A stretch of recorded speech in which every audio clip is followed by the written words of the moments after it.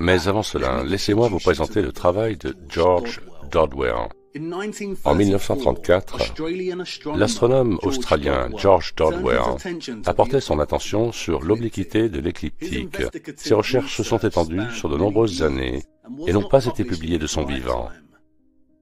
Dans son étude de divers observatoires astronomiques et solaires et les données recueillies par les anciens sur le changement d'obliquité, Dodwell a découvert que les données historiques datant d'avant 2000 avant notre ère s'écartaient du taux moyen contemporain d'une demi-seconde d'arc chaque année. De manière assez significative, Dodwell a collecté toutes les mesures historiques du changement d'obliquité, les a examinées et les a présentées dans ce graphique intitulé « La courbe d'obliquité ». La première chose qui est fascinante à propos du graphique et des découvertes de Dodwell est qu'il démontre que l'obliquité était de 25,1 degrés en 2000 avant Jésus-Christ, ce qui est déjà au-delà du seuil de Milankovitch de 24,5 degrés.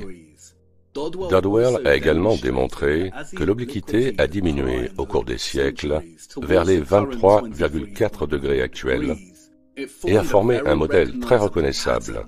Ce modèle, selon Dodwell, est la preuve d'une courbe de récupération. Que cela signifie-t-il?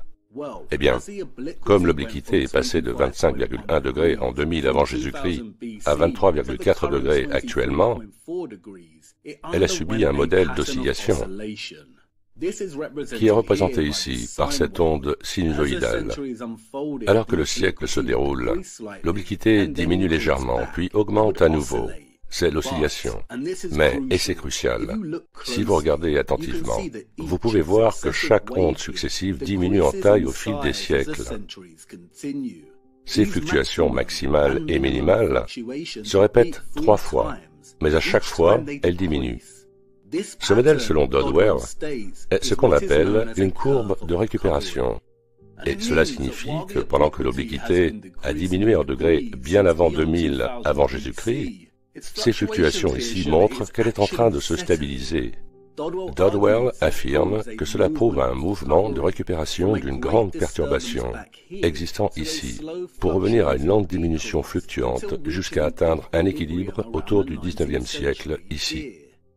Les recherches de Dodwell impliquent que, contrairement à la théorie acceptée de Milankovitch, le changement d'obliquité pourrait en fait être un effet de stabilisation qui se produit à la suite d'une perturbation bien plus grande. Dodwell a conclu que cette grande perturbation était le grand déluge. Et c'est très intéressant.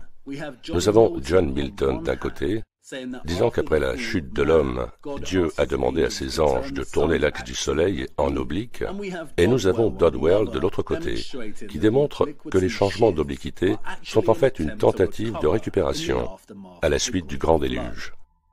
Est-ce la raison pour laquelle notre soleil semble désynchronisé par rapport au temps, parce qu'un grand événement historique a changé sa course? Et si Dodwell a raison, alors cela voudrait dire que cet événement a eu lieu quelque temps avant 2000 ans avant Jésus-Christ, ou il y a plus de 4000 ans. Mais si notre ligne du temps est incorrecte, s'ils ont ajouté 1000 ans ici ou là, ce graphique se comprimerait certainement. Si c'est le cas, nous ne résoudrons pas le problème de l'obliquité changeante. Nous sommes, après tout, de simples mortels avec une courte durée de vie. Mais ces soi-disant anciens observatoires solaires méritent une enquête plus approfondie. Sont-ils authentiques ou simplement réaffectés, comme les héliomètres de cathédrale? Je voudrais vous montrer quelque chose maintenant qui est assez remarquable. Regardez.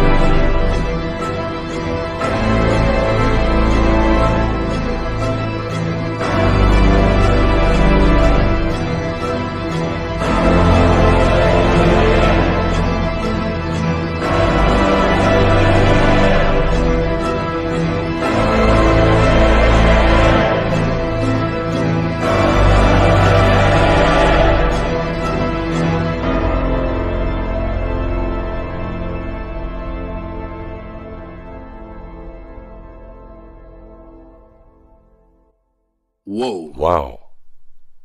Comme vous venez de le voir, beaucoup des soi-disant monuments anciens du passé sont encore à ce jour parfaitement alignés avec l'équinoxe annuel et d'autres dates clés. Et avant que vous ne soyez trop excités et que vous ne commenciez à prétendre que ceux de l'Ancien Monde étaient de vrais maîtres de l'univers et ont construit ces structures pour s'aligner parfaitement avec l'équinoxe, regardons cela d'un peu plus près.